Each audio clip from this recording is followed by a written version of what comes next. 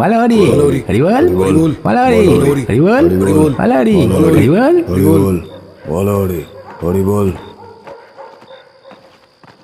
হরিধ্বনি দিতে দিতে যাচ্ছিল শ্মশান বন্ধুর দল। আকাশে মেঘ জমেছে কালো ছায়ার মতো। কিভাবে যে শ্মশানে পৌঁছবে সেই নিয়ে ভীষণ চিন্তায় পড়েছে শ্মশান বন্ধুরা। যেতে যেতে সকলেই বলতে লাগলো নানা রকমের কথা। কিন্তু পরিতোষ ম্লান মুখে আকাশের দিকে তাকিয়ে বলল, গতিক সুবিধার দেখছি না বকুলদা। একটু পরেই যদি বৃষ্টি নামে তাহলে ভিজে একসা হতে হবে। আর নিতাইয়ের বউটা যেভাবে মারা গেল, দিন দিন যেন সন্দেহবাতিক হয়ে উঠেছিল। কেন রে, কি হয়েছিল? মৃত্যুটা যে স্বাভাবিক ছিল না তা বোঝাই যায়। স্বামীর সঙ্গে কি নিয়ে যে তুমুল ঝগড়া লেগেছিল সেদিন। পরে অবশ্য ঝগড়াটা মিটেও গিয়েছিল। তারপর সে ধান সিদ্ধ করতে বসে। সেই সময় উনুনের আগুন কাপড়ে লেগে যায়। কিছু বোঝার আগেই দাউ দাউ করে জ্বলতে থাকে সে। প্রবল চিৎকারে কেঁপে উঠেছিল সমস্ত বাড়িটা। ওই সময় নিতাইয়ের চোখে পড়ে ঘটনাটা। তাড়াহুড়ো করে সে এক কলসি জল ছুঁড়ে দেয় স্ত্রীর দিকে, কিন্তু তখন অনেক দেরি হয়ে গেছে। আগুন ছড়িয়ে পড়েছে গোটা শরীরে। শেষমেশ যখন আগুন নিভল, তখন তার স্ত্রী মাটিতে পড়ে আছে, একটা ঝলসানো নিথর দেহ। আর শুনেছি মৃত্যুর আগ মুহূর্তে সে চিৎকার করে বলেছিল,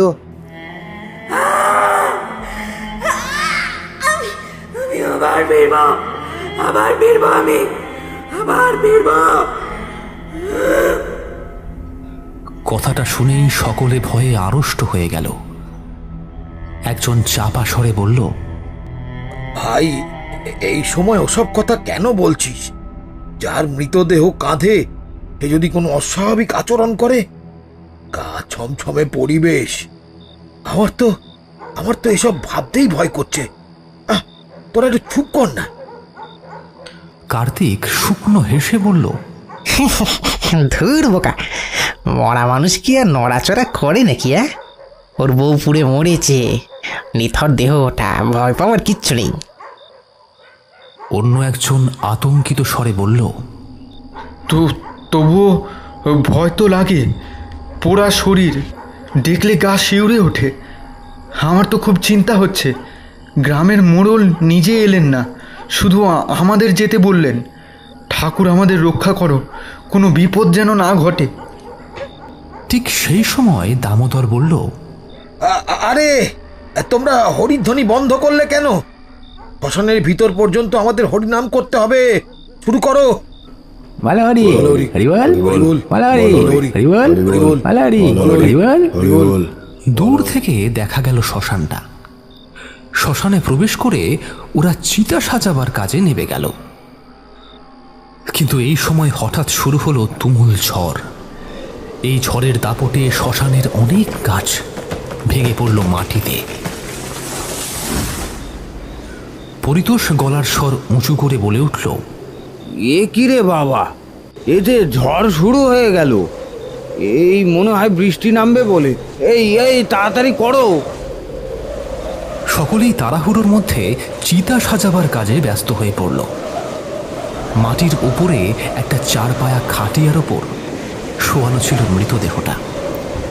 বাতাসে মৃতদেহের ঢাকা খুলে গেল, মুখ বেরিয়ে এলো মৃতের। মৃতদেহ স্পর্শ করে বসেছিল কার্তিক।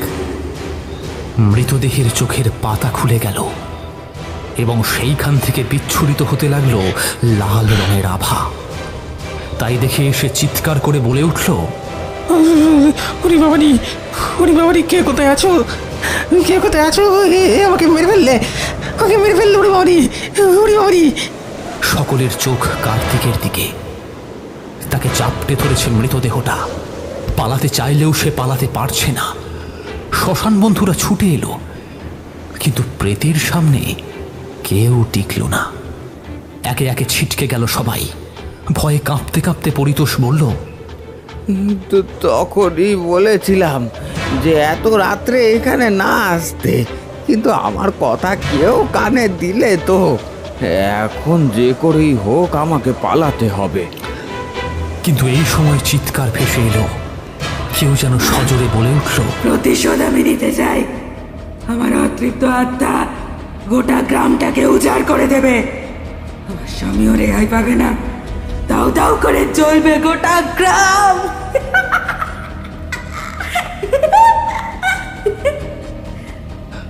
কথাটা বলেই সে অদৃশ্য হয়ে গেল। পরিতোষ দৌড়ে প্রায় শ্মশান থেকে বেরোবার পথের দিকে চলে এসেছিল, কিন্তু ঠিক সেই সময় সে অনুভব করল কেউ যেন তার পাটা চেপে ধরেছে। সে পারল না বেশি দূর এগোতে। তার আগেই সে শ্মশানের মাটির নিচে ঢুকে গেল, আর শ্মশানে ছড়িয়ে পড়ল একটা আর্তনাদের ধ্বনি।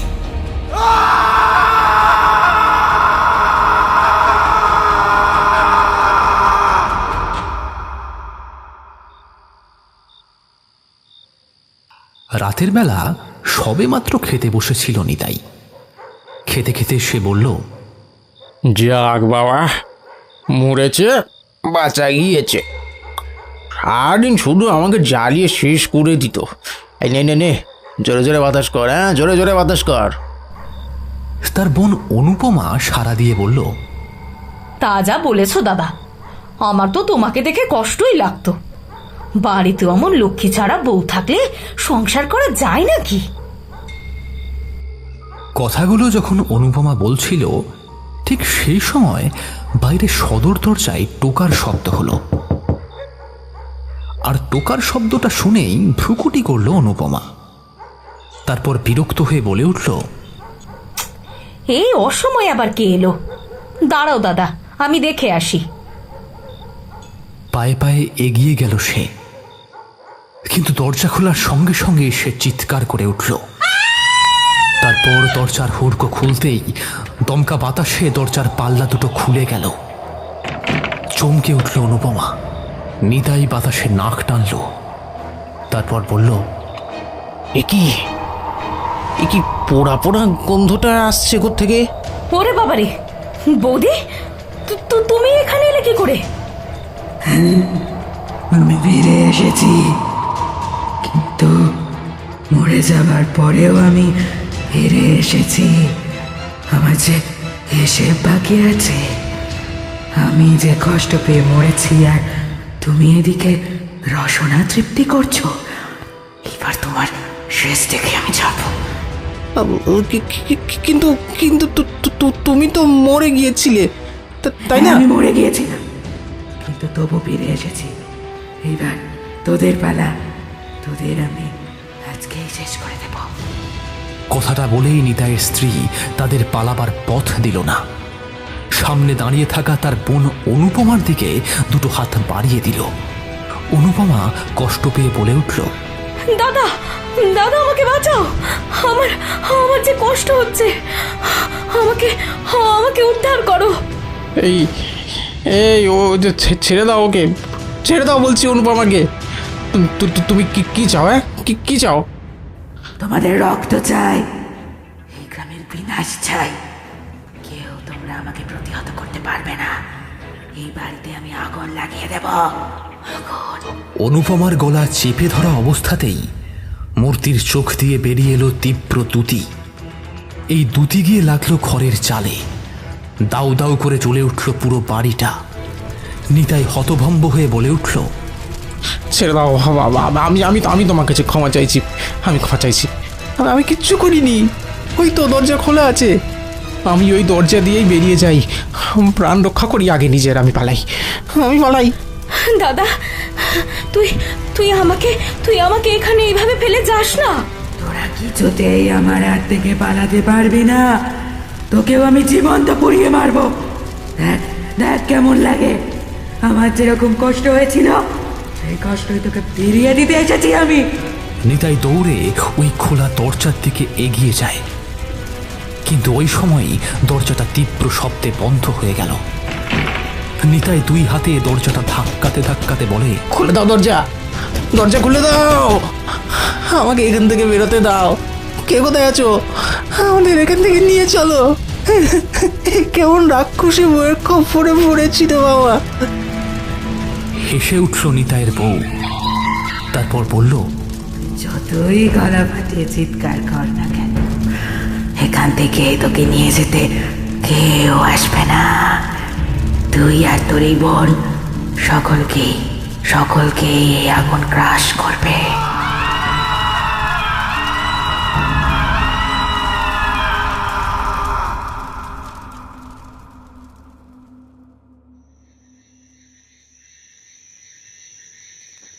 বড্ড দেরি হয়ে গেছে, এতটা দেরি হবে ভাবিনি।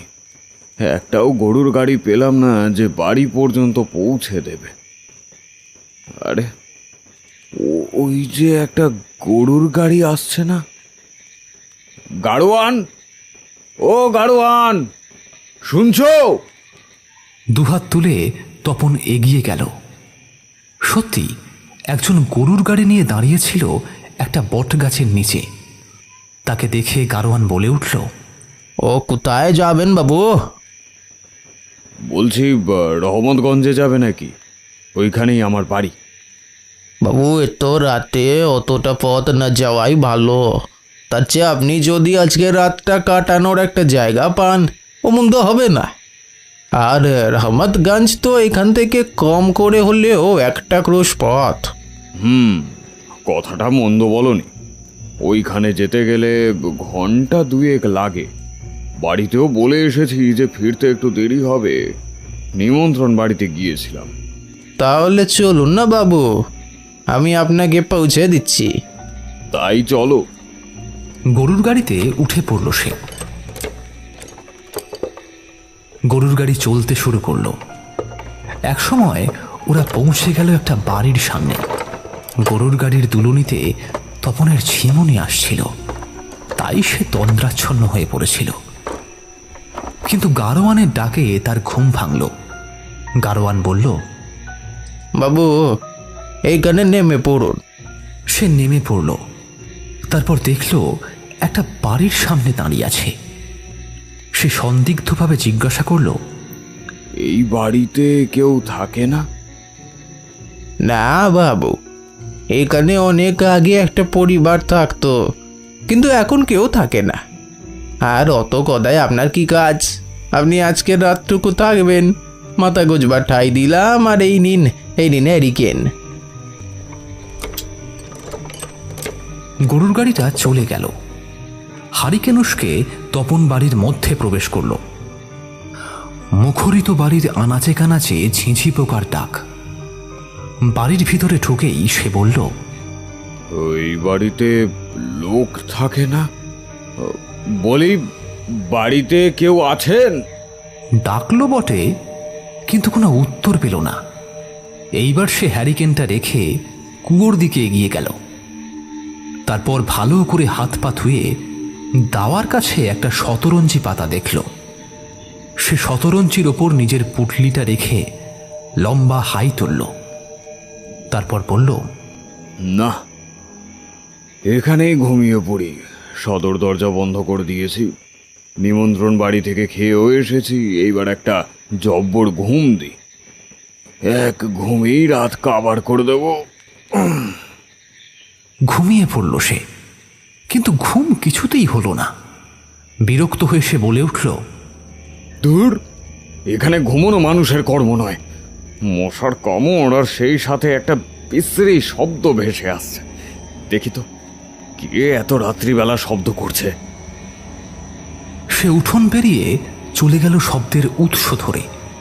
গিয়ে দেখল যে একটা পেয়ারা গাছের উঁচু ডালে বসে আছে একটা সাদা শাড়ি পরিহিত মেয়ে। তার হাত রক্তে ফেসে যাচ্ছিল। তাকে দেখে তপন ভয় পেয়ে বলল, ওরে বাবা রে, ওরে বাবা, আমি কার পাল্লায় পড়েছি? না না, আমাকে এখান থেকে পালাতেই হবে, পালাতেই হবে। ইচ্ছে করলেও পালাতে পারবি না। খনা সুরে কথাটা বলে উঠল মূর্তিটা। তারপর চোখের পলক ফেলতে না ফেলতেই তপন দেখল সেই মূর্তিটা তার চোখের সামনে। সে মনে সাহস সঞ্চয় করে বলল, কে তুমি? আর আমাকে কেন এখানে আটকে রাখতে চাও? সরে যাও, সরে যাও, আমি এখান থেকে চলে যাই। আমাকে মেরো না। তোকে না মারলে যে আমার একাকিত্ব ঘুচবে না, তোকে যে আজকে আমার হাতে মরতেই হবে।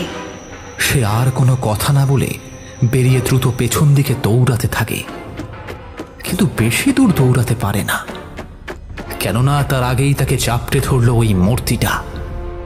আতঙ্কে দিশাহারা হয়ে গেল সে। তারপর বলল, কিন্তু কিন্তু আমাকে কি কারণে মারতে চাইছেন? আমার যে সঙ্গীর খুব দরকার। আমার অকালে সব গেছে, সংসার সুখ থেকে আমি বঞ্চিত। আমি প্রতিশোধ নিয়েছি। আগুনে যেমন নিজে পড়েছি, তেমনি সকলকে পুড়িয়ে মেরেছি। কিন্তু আর কতকাল একা থাকবো আমি?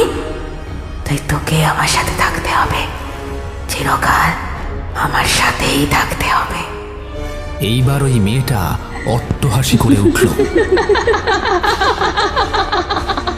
তারপর সে তপনের গায়ে ধরিয়ে দিল আগুন। তপন প্রচন্ড চিৎকার করে এদিক ওদিক ছুটে গেল, কিন্তু বাড়ির বাইরে বেরোতে পারল না। যখন তার সর্বাঙ্গ জ্বলছে, ঠিক ওই সময় সে দেখল কুয়োটা। ওই তো কুয়োটা। আমি যে যেতে পারছি না। সে ওই কুয়োতে ঝাঁপ মারল। ঝপাং করে একটা শব্দ হলো, তারপর সব শেষ।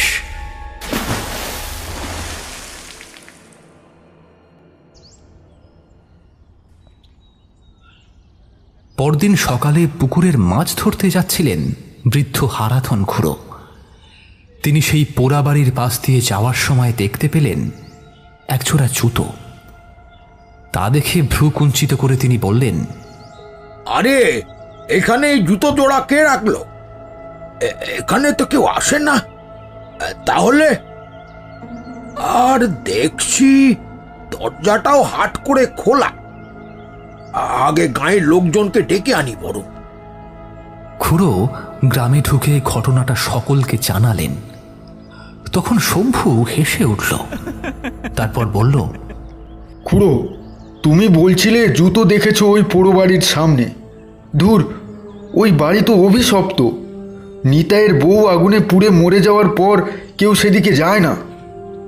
আমি কি মিথ্যে কথা বলছি? বিশ্বাস না হলে গিয়েই দেখো, দরজাটাও তো হাট করে খোলা। চলো একটু ভিতরের দিকে গিয়ে দেখা যাক। সকলেই দল বেঁধে সেই পোড়াবাড়ির সামনে পৌঁছল। সাহস সঞ্চয় করে দরজা ঠেলে ভেতরে ঢুকল শম্ভু এবং পরাণ। ও মা, দেখো দেখি, ওই দাওয়ার কাছে পুঁটলি রাখা আছে যে। হ্যাঁ, আর হারিকেনটাও তো এখনো পুরোপুরি নেবেনি। মনে হচ্ছে কেউ গতকাল রাতে এখানেই ছিল।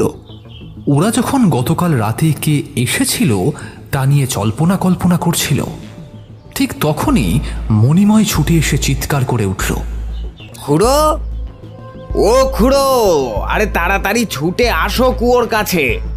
দেখো কুয়োতে কি আছে। সকলেই গিয়ে দেখল একটা মৃতদেহ পড়ে আছে কুয়োর মধ্যে। খুড়ো ভয় খেয়ে বলে উঠল, নিতাইয়ের স্ত্রী এখনো এই বাড়ির মধ্যেই আছে। মাঝরাতে এখনো তার কান্নার আওয়াজ পাওয়া যায়। খুব সম্ভবত এই ছেলেটা ভিন গ্রামের ছেলে। নিতাইয়ের স্ত্রীর কবলে পড়েছিল।